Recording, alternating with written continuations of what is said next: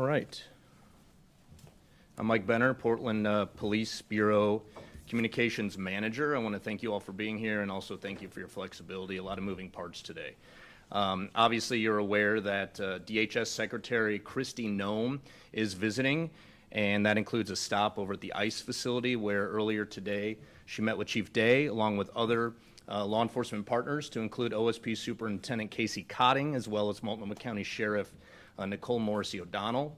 Late this afternoon, Chief accepted a second meeting with her at the ICE facility alongside Mayor Keith Wilson. You'll be hearing from his office shortly via email.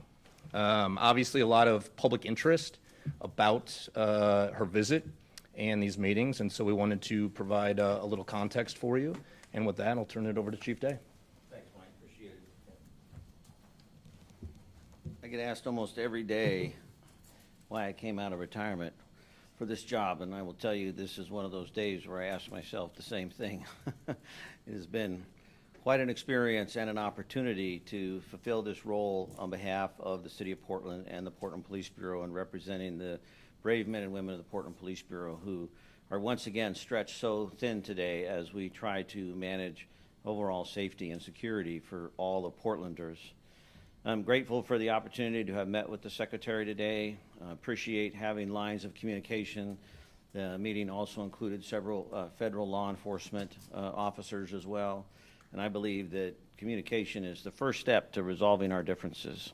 That without communication, we can't learn on ways to move from our protect state to a level of expansion and maybe evolving into a new way of thinking, a new way of believing.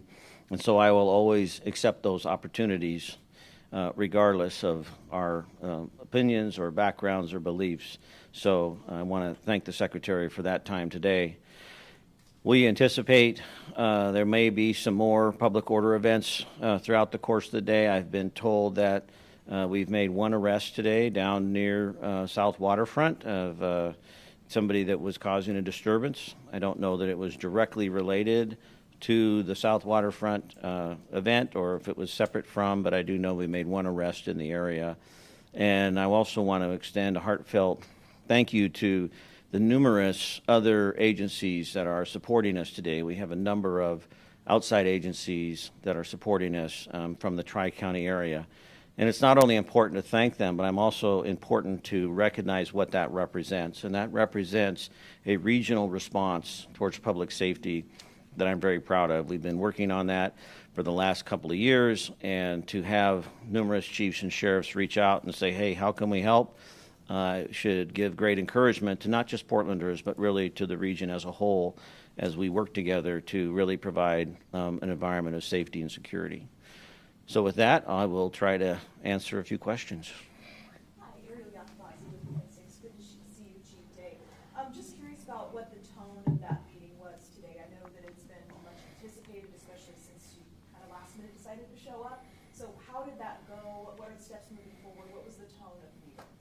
Yeah, I would say that, there's clearly some differences of opinion. If anybody's been paying attention to the national conversation, I wouldn't say that we're all in alignment and agreement on every point.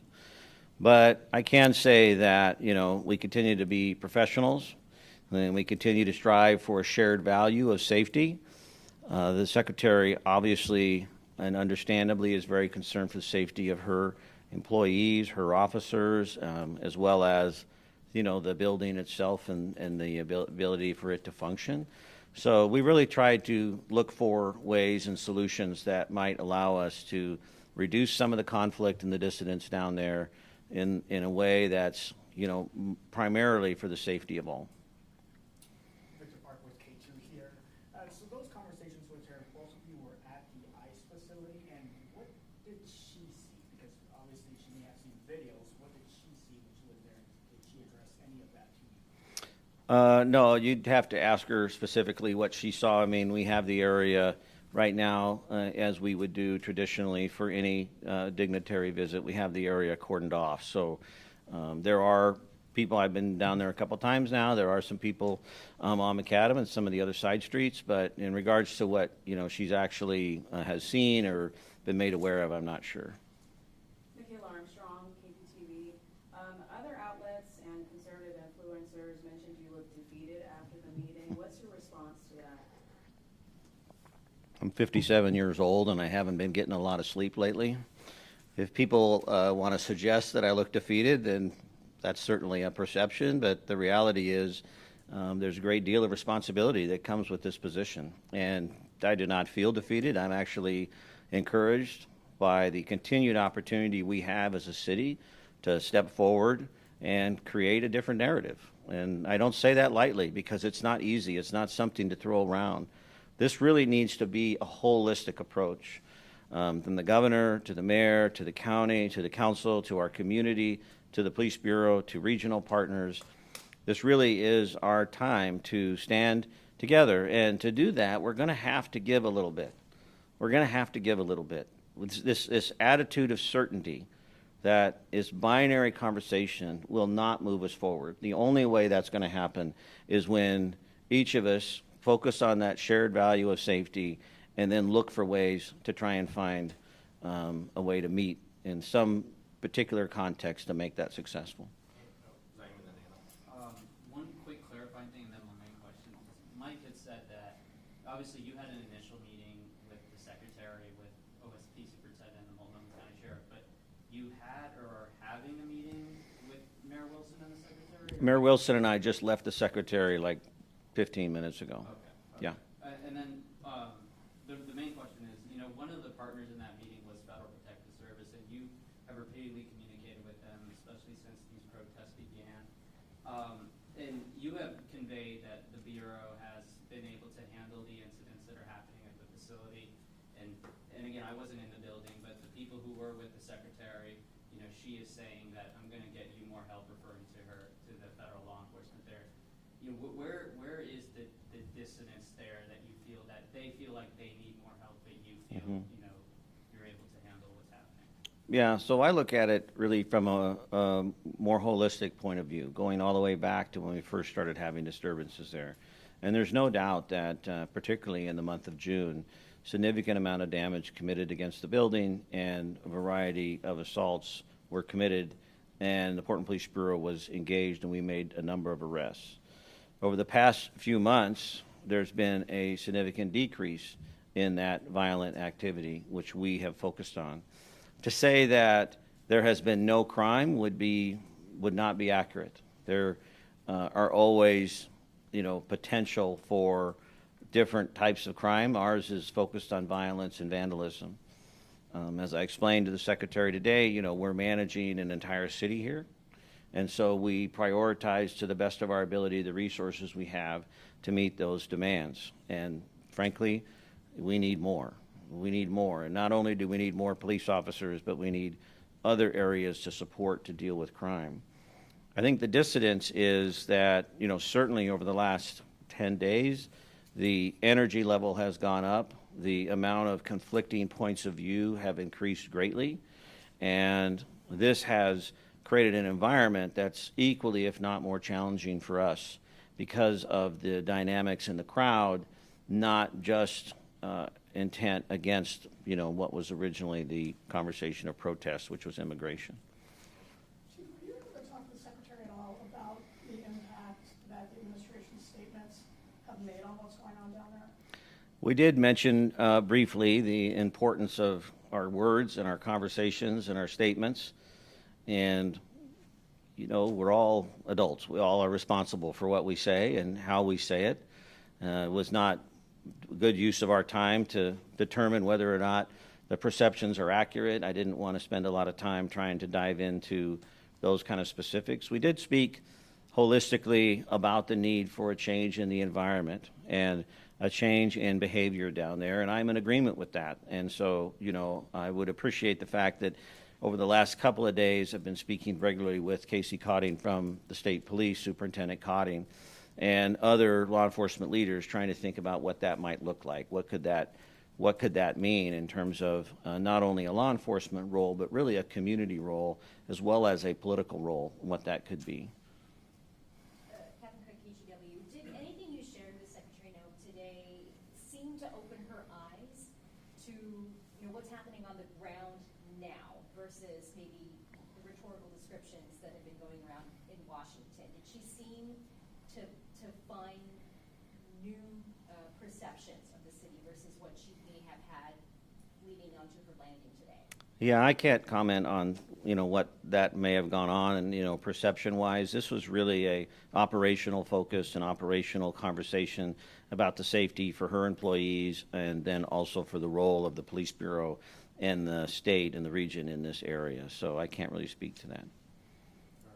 So you mentioned that, you had conversations about what things might look like and how change might be sparked to maybe bring people together, especially down at the South Waterfront where things have been contentious over the last few days at least, and over the summer. What does that look like? What are some things that you guys are looking into to really help maybe calm people down and get things back on track? Yeah, I mean, it really varies. My hope would be that we could have a community-led conversation about how we want to continue to express our First Amendment rights. And we have a model in that. We have a model in that for the last several months where we have seen demonstrations numbering in the tens of thousands, and we have not had nearly the police presence that we've had down there. So I would really love to see a community-led conversation around safety and public order. This will also require a renewed commitment by our electeds to set a tone and an expectation around that. And then I would anticipate us to continue to focus on ways to limit the violence and vandalism. And the degree of violence that we've seen just in the last, few days, as I said, once again, within the crowd, I think that we have to be looking carefully about, how can we create space in that very confined area so that we aren't seeing those responses. All of that's on the table. Victor Zaim, and then we'll call. I've got two questions. First, did both of you talk about any specifics regarding troop deployment? Did she seem interested in that still after visiting and having those conversations with you? And then can you dive a little bit more into that cooperation with Tri-County and OSP and their role down there? Yeah, I did not discuss troop deployments. That, is part of an ongoing litigation matter, so that's not something that was discussed. We talked about, when I talk about a tri-county or a regional approach, there's a variety of ways that could look. State police historically has always been a great partner. They were obviously involved in 2020 and helping us navigate some of that. And of course, our relationship with Multnomah County agencies. So that's really a starting point. But what we're experiencing even today, and support from outside agencies, is they're providing additional cars to provide cover and support to Portland police officers. So we have Portland police officers that are assigned to these details. We still need Portland police officers that can respond to calls for service.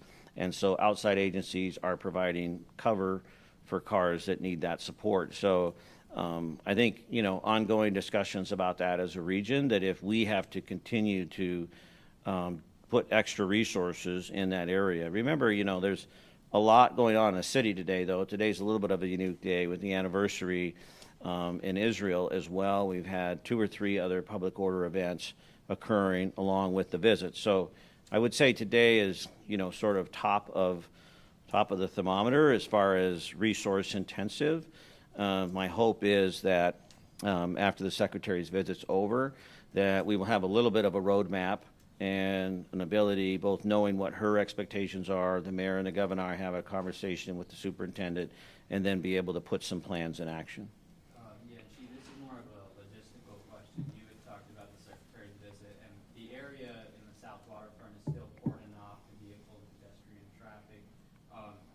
Is the Secretary expected to return tonight, or reporters on the ground have heard that from officers on scene? And how long do you expect the Bureau to keep that area cordoned off?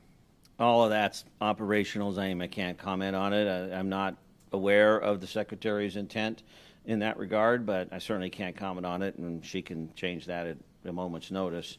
In regards to the area, I know that we'll have that area secured for the next several hours, and at some point we will evaluate once again the activity level, our resource availability, et cetera, et cetera.